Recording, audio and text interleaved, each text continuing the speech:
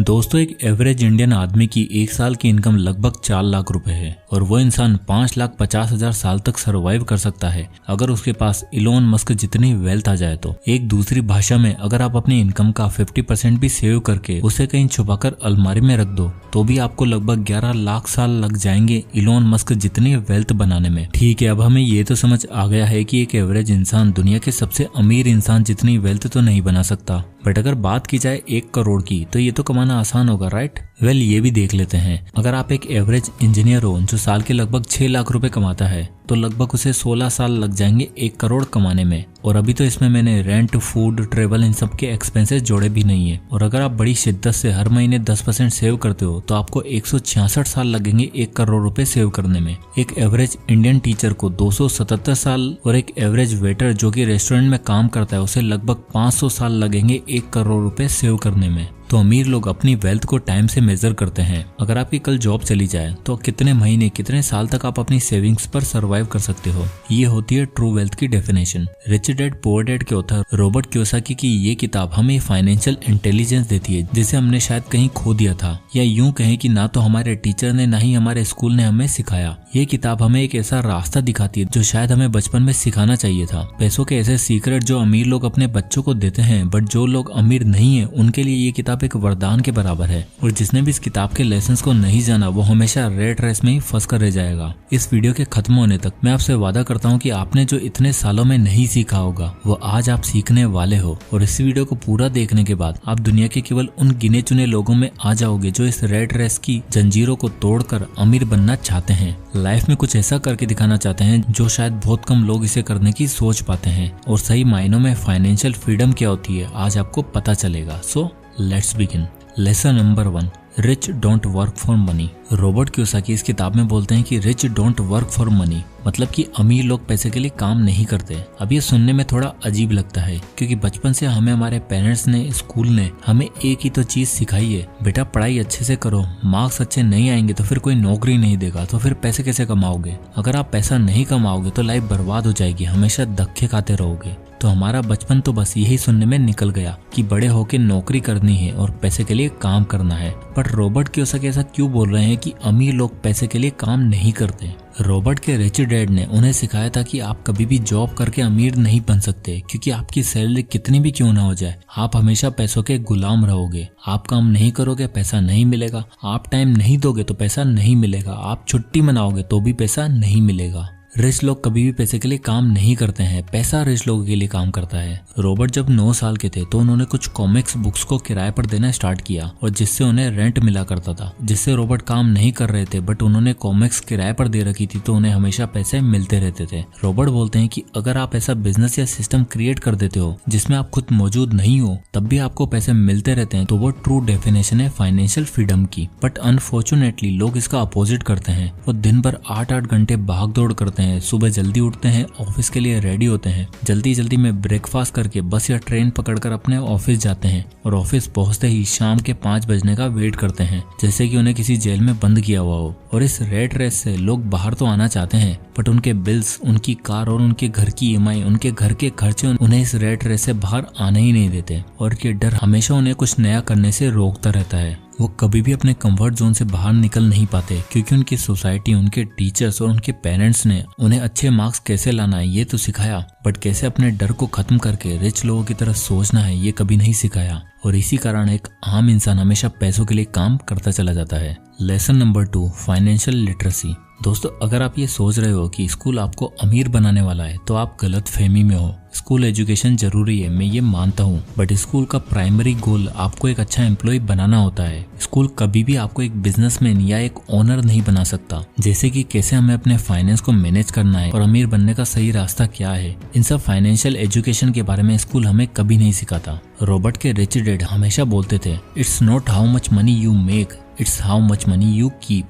यानी कि ये फर्क नहीं पड़ता कि आप कितना पैसा कमाते हो, जबकि इससे फर्क पड़ता है कि आप अपने पास कितना पैसा रखते हो और उन्हें इन्वेस्ट करते हो। रॉबर्ट बोलते हैं कि वो कई ऐसे लोगों से मिलते थे जो एक टाइम पर मिलीनियर थे बट उन्हें फाइनेंशियल एजुकेशन ना होने के कारण वापस से सब लुटाकर गरीब हो गए। रॉबर्ट कियोसाकी का कहना है कि दुनिया में 3 तरह के लोग होते हैं, पुअर, मिडिल क्लास और रिच, और इन तीनों का पैसों को लेकर नजरिया अलग अलग होता है। चलिए इस चार्ट से इनके कैश फ्लो को समझने की कोशिश करते हैं। कैश फ्लो मतलब इनके पैसे कैसे आते हैं और ये कैसे अपने पैसों को स्पेंड करते हैं। सबसे पहले आता है पुअर क्लास, क्योंकि ये पुअर कैटेगरी में आते हैं, यानी कि इनकी इनकम काफी कम होती है, तो इनकी सारी इनकम इनके रेंट में, इनके फूड में और ऐसी बेसिक चीजों में निकल जाती है। और ये लोग केवल अपनी सैलरी के भरोसे ही जीते हैं, और ये लोग कमाते इतना ही है कि मुश्किल से इनके खर्चे निकल पाते हैं, और ये केवल सर्वाइवल के लिए ही जीते हैं, और इनके पास कोई भी एसेट्स नहीं होते हैं। अब दूसरे कैटेगरी के लोग आते हैं मिडिल क्लास। इन लोगों की सैलरी का मोस्टली हिस्सा इनका रेंट, कार और घर की ईएमआई में निकल जाता है। ये दुनिया को दिखाने के लिए क्रेडिट कार्ड और शॉपिंग इस तरह के डेट में फंस जाते हैं, और जो थोड़ी बची कुची सेविंग्स होती है ये लोग इन्हें एफडीज में जमा करके रख देते हैं। इनके भी कर्जे में डूबे रहने का मेन रीजन इनको फाइनेंशियल एजुकेशन की नॉलेज ना होना होता है। तीसरे कैटेगरी के लोग आते हैं रिच। इन लोगों की मोस्टली इनकम इनके एसेट से होती है, जैसे कोई प्रॉपर्टी लेकर उसे रेंट पर दे देना, कोई बिजनेस एक्वायर करके या फिर स्टॉक्स में पैसा इन्वेस्ट कर देना, जिससे इन्हें हमेशा रेगुलर इनकम होती रहती है और इनके बिना भी इनका काम चलता रहता है और ये अमीर पे अमीर होते चले जाते हैं। रॉबर्ट बोलते हैं कि अगर आप बाकी लोगों की तरह काम करोगे तो आप हमेशा रेट रेस में ही फंसे रहोगे और आप मेनली दो लोगों के लिए काम करोगे। पहला, आप उस कंपनी के लिए काम करोगे जो आपको सैलरी देती है और आप उससे उस कंपनी के ओनर को और अमीर बनाते जाओगे, और दूसरा, अगर आपके ऊपर डेट है तो आप बैंक के लिए काम कर रहे हो और बैंक अमीर होता जा रहा है। तो अगर आपको रेट रेस से बाहर आना है तो आपको एसेट्स और लायबिलिटी के फर्क को समझना पड़ेगा। हमेशा उन्हीं चीजों को एक्वायर करने की कोशिश करो जो आपकी जेब में पैसा लाकर दें, ना कि आपकी जेब से पैसा निकालें। Lesson number 3, overcoming fear. Robert बोलते हैं कि मैं आज तक ऐसे किसी भी इंसान से नहीं मिला जिसे पैसा खोना पसंद हो, और न ही किसी ऐसे अमीर इंसान से मिला हूं जिसने अभी तक कोई पैसा नहीं खोया हो। बट मैं ऐसे बहुत से लोगों से मिला हूं जिन्होंने आज तक कहीं पर भी इन्वेस्ट नहीं किया है, क्योंकि उन्हें एक डर होता है, वो है पैसे खोने का डर। यहाँ तक कि हर अमीर इंसान को भी पैसे खोने का डर होता है।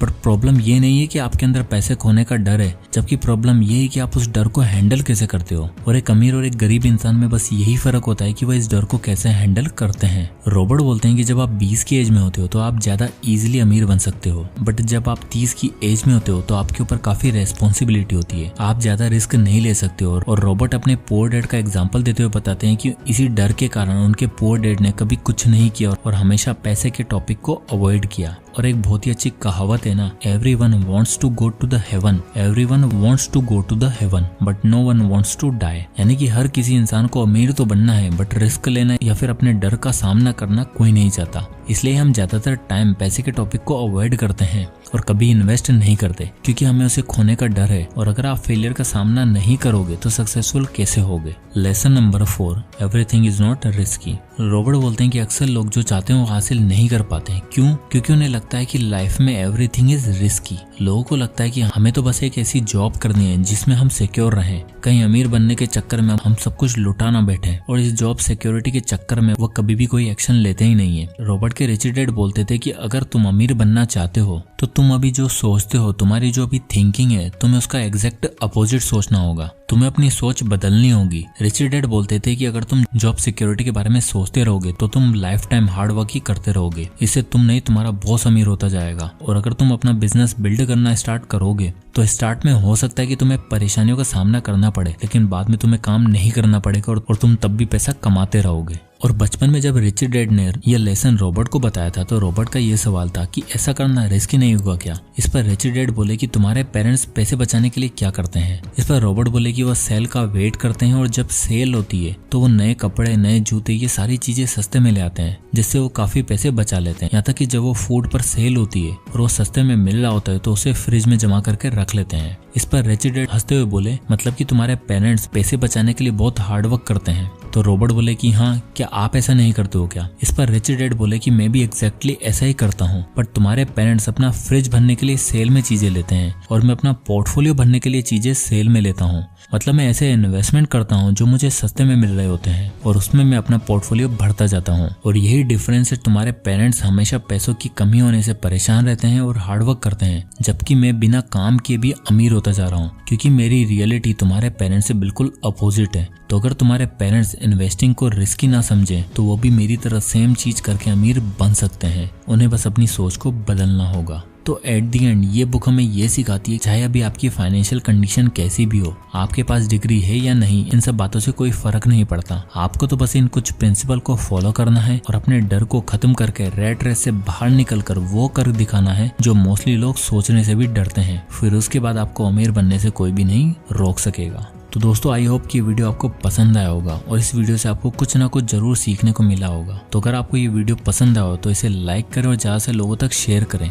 और अगर आप इसी तरह के वीडियोस देखना चाहते हैं तो हमारे चैनल को सब्सक्राइब करना बिल्कुल ना भूलें। मैं इसी तरह के वीडियोस लाता रहता हूँ। और अगर आप किसी भी बुक या टॉपिक पर वीडियो चाहते हैं तो हमें कमेंट करके जरूर बताएं, मैं उस पर वीडियो बनाने की पूरी कोशिश करूंगा। तो मिलते हैं नेक्स्ट वीडियो में, तब तक के लिए जय हिंद।